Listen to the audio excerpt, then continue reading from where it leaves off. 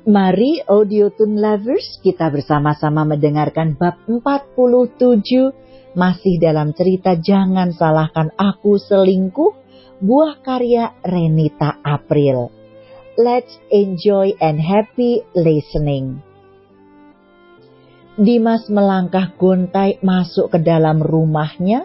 Dia memang sudah tinggal di rumah yang dulu ditempati Ana. Dia hanya sendiri saja. Tidak ada yang menemani dirinya. Tidak ada istri yang selalu menyambutnya pulang dari kantor. Dimas melepas sepatu serta kaos kaki, dia melemparnya secara sembarangan. Dimas beranjak menuju dapur, dia mengambil air dingin di dalam kulkas. Dimas meneguk minuman dingin itu hingga tandas. Dia duduk di kursi meja makan. Biasanya setiap pulang dari kantor, Ana sudah menyiapkan makanan untuknya. Namun kali ini tidak ada apa-apa di atas meja makan. Dimas menatap ke arah lemari tempat Ana menyimpan segala perkakas dapurnya. Dimas tersenyum getir, dia teringat saat Ana memasak di sana. Ana yang telaten melayaninya makan dan minum. Dimas menghela nafas, dia mengusap wajahnya dengan kedua tangan.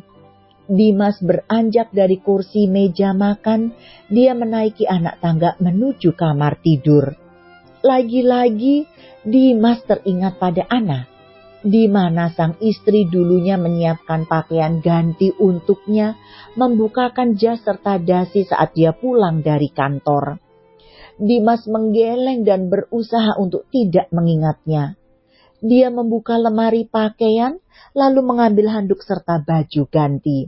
Dimas masuk ke dalam kamar mandi. Di dalam sana tidak ada air hangat untuknya.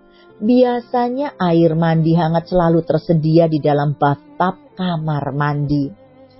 Dimas meletakkan handuk dan baju gantinya di gantungan. Dia menghidupkan keran shower dan mengguyur tubuhnya dengan air dingin. Aku tidak bisa melupakan kamu, Ana. Aku mencintai kamu, lirih Dimas. Dimas terduduk lemas di lantai basah. Sungguh dia menyesal akan semua perbuatannya. Dia yang telah menghancurkan pernikahannya sendiri. Dimas membenturkan kepalanya di dinding, dia bersedih akan perpisahannya. Dimas hanya ingin satu kesempatan saja, dia ingin memperbaiki semuanya. Dimas mematikan keran shower, dia mengambil handuk dan mengeringkan tubuhnya. Dimas lalu memakai pakaiannya. Bel rumah berbunyi, Dimas keluar dari dalam kamar lalu menuruni anak tangga. Dia menuju pintu depan dan membukanya. Ibu dan ayah Dimas datang mengunjungi anak semata wayangnya. Ayah, ibu, masuklah, ucap Dimas. Ayah dan ibu Dimas masuk ke dalam rumah. Dimas duduk di sofa tamu. Ibu Dimas memperhatikan rumah anaknya yang tampak berantakan. Dimas, apa kamu tidak menyewa seseorang untuk membereskan rumahmu ini? Tanya ibu Dimas yang sedikit kesal. Setiap pagi akan ada yang membereskan rumah ini, jawab Dimas. Dimas, lebih baik kamu menikah lagi, lupakan Ana.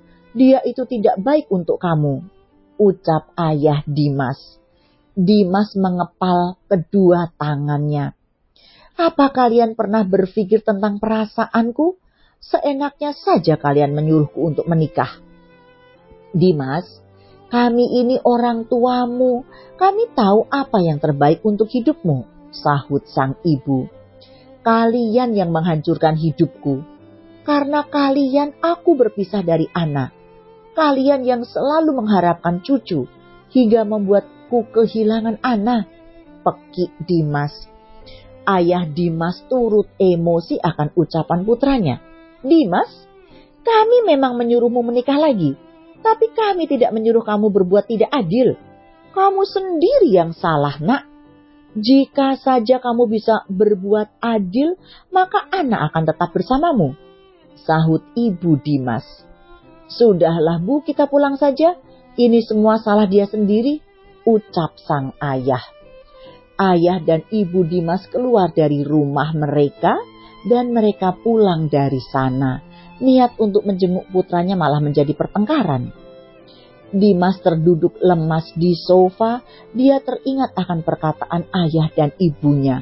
Itu semua memang salahnya. Dia yang tergoda akan pesona Lisa. Dia lalu mengenalkan Lisa kepada orang tuanya. Mereka berdua lalu menikah siri.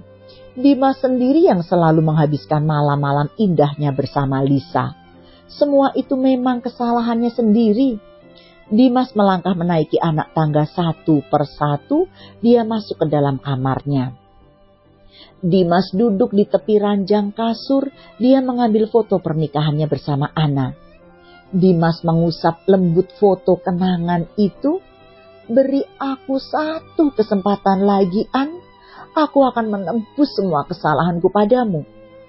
Dimas meneteskan air matanya. Dimas benar-benar menyesal akan semua perbuatannya. Dia tahu tidak mudah bagi Ana untuk melupakan rasa sakit yang telah dia torehkan. Dimas hanya butuh satu kesempatan saja. Dia akan membuktikan jika dirinya sudah berubah dan tidak akan mengulangi kesalahannya lagi. Dimas merebahkan kepalanya di bantal. Dia memeluk foto pernikahannya bersama Ana. Dia memejamkan matanya lalu tertidur. Dimas berangkat pagi-pagi dengan mobilnya. Dia ingin menemui Ana di butik. Dimas sudah tidak bisa menghubungi Ana lewat telepon. Ana telah memblokir nomornya. Dimas menepikan mobilnya tidak jauh dari butik Ana. Butik itu belum buka karena memang baru jam 8 pagi. Biasanya butik Ana akan buka pukul 9 pagi. Dimas duduk diam di dalam mobilnya. Dia menunggu sampai butik itu dibuka. Sekitar 1 jam Dimas menunggu, barulah terlihat karyawan Ana di sana. Dimas keluar dari dalam mobilnya. Dia menyeberang jalan menuju butik. "Lucy," panggil Dimas. Lucy menoleh. "Oh, Pak Dimas, Lus, jam berapa Ana datang ke butik?" tanya Dimas. "Pak, Dimas tidak tahu. Nona Ana keluar negeri. Dia pergi berlibur di sana," jawab Lucy. Dimas cukup kaget mendengarnya. "Apa Ana ke Paris?" Lucy mengangguk. "Nona Ana memang ke Paris."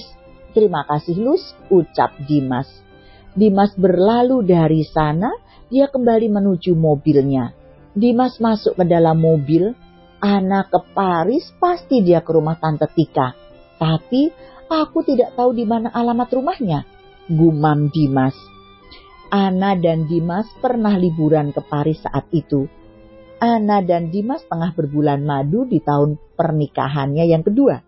Dimas memang pernah bertemu dengan Tante Tika saat di sana, tapi dia tidak pernah berkunjung ke rumahnya.